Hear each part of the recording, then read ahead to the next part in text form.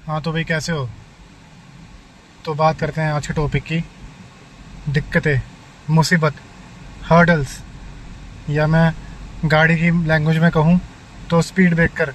जो भी तुम्हारी जर्नी में तुम्हें जगह जगह हर पॉइंट पे तुम्हें मिलेंगे और कैसे तुम्हें उसे सामना करना है। तो बात करते हैं कि तुम कितने ही मोटिवेटेड हो, डिसिप्लिन्ड हो, लेकिन तुम्हें नेचर ऐसे चैलेंजेस थ्रो करेगी, ऐसे मौके देगी, तुम मजबूर हो जाओगे उसे छोड़ने के लिए। अब मैं एक सिंपल सी बात करूं तो अभी कोई गाइडलाइन आ गई। मान लो तुम अपनी तैयारी कर रहे हो, कोई भी तुम्हारा एग्ज़ाम है, तुम उसकी तैयारी कर रहे हो और एग्ज़ाम से 2 दिन पहले ही,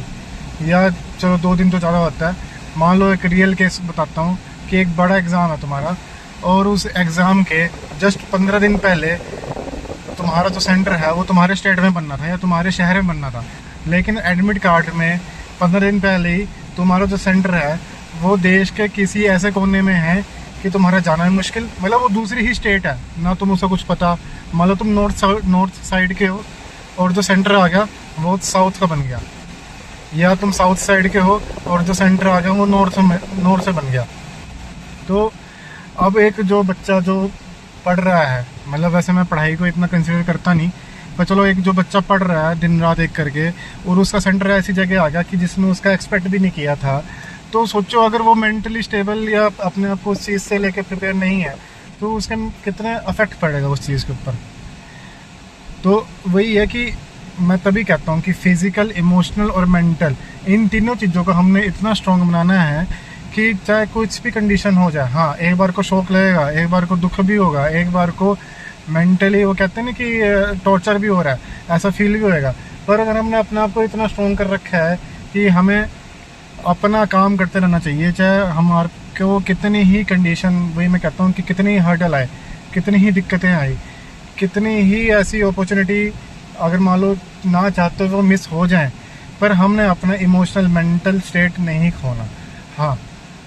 ह्यूमन हो, नेचर है, हर किसी को दुख होता है कि यार मैं इतनी मेहनत कर रहा हूँ, पर वो कहते हैं ना कि यार मैंने ऐसा क्या किया है कि सारे दुख भगवान मेरी ही ज़िंदगी में कर रहा है। या हम ये भी तो कहते हैं ना कि इतना मैं मतलब सोचता हूँ ना कि ये इससे बुरा तो क्या ही होगा और उससे बुरा हो जाता है, पर ऐसे ज़िंदगी नहीं चलती। मतलब वही मैं कहता हूँ कि हर लाइफ या हर किसी की लाइफ में दिक्कतें आती हैं, हर कोई अपनी लाइफ को लेकर परेशान है, पर अगर हम ये सोचें कि ये मेरे साथ ऐसा क्यों हुआ या मैं ही क्यों, तो आप इमोशनली और मेंटली अपना को इतना ड्रेन कर लोगे कि अगर तुम खुद को ही अपना इतना तोड़ दोगे तो फिर कोई तुम्हें सपोर्ट करने नहीं आएगा। बीइंग अ मैन, बीइंग एक तुम असली एक मैस्कुलिन पर्सनैलिटी, तुम्हें कोई बचाने नहीं आएगा, तुम्हें खुद को ही अपना को अपलिफ्ट करना है और खुद को ही ऊपर उठाना है, कोई बचाने नहीं आएगा। और ये बात सच है। तो अपने आप को इतना मजबूत और इतना मतलब मैं कहता हूँ इमोशनली डिसिप्लिन और मेंटली स्ट्रॉन्ग करो कि चाहे कितनी ही कंडीशन हो, कैसी हो जाए, तुम बस अपने टारगेट हमेशा याद रखो कि तुमने ये काम क्यों शुरू किया, और शुरू किया चाहे कुछ भी हो जाए, चाहे मुझे नेचर या भगवान कितना ही मजबूर कर दे, मैं को कितना ही ड्रेन करने की कोशिश करे, लेकिन मैं अब पीछे तो नहीं हटने वाला। क्योंकि ठीक है, स्पीड ब्रेकर आते हैं, गड्ढे भी आते हैं, बीच में दलदल भी आएगा, तुम उसमें घिसते भी चले जाओगे, गिरते भी चले जाओगे, लेकिन अगर तुम्हारे दिमाग और अंदर डेडिकेशन पूरी है ना और डिसिप्लिन का तुमने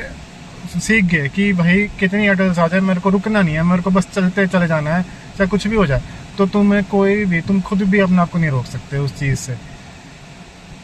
तो अपने आप को हमेशा शुरू से लेकर एंड तक बहुत स्ट्रॉन्ग बनाओ, अपने आप को मेंटली इतना कर दो कि मैं कहता हूँ ना, लोग कहते हैं कि तुम अच्छा हो, तुम्हारे साथ अच्छा ही होगा या बी पॉजिटिव, वो कुछ नहीं है। तुम अपने आप को वर्स्ट, मतलब जितना भी खराब से खराब सिचुएशन हो उसमें लेके चलो कि अगर ये नहीं, इससे बुरा क्या होगा, उससे बुरा क्या होगा, मतलब सबसे, अगर तुमने अपने, मतलब मैं ये तरीका बता लूँ तुम कैसे उसको प्रिपेयर कर सकते हो कि सबसे बुरा तुम सोच के चलो कि सबसे बुरा क्या ही हो सकता है,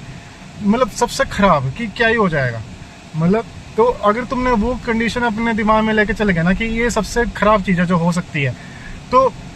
ऑब्वियसली तो तुम उसके लिए प्रिपेयर थे। अगर वो सबसे बुरी हुई, तुम प्रिपेयर थे और उससे कम हुई, तो तुम्हारे मन में ये होगा या दिमाग में ये आएगा कि मैं सबसे बेकार कंडीशन के लिए प्रिपेयर था, तो ये जो चीज़ हुई है तो उससे कम ही थी। तो वर्स्ट केस सिनेरियो हमेशा, मतलब वर्स्ट से भी वर्स्ट केस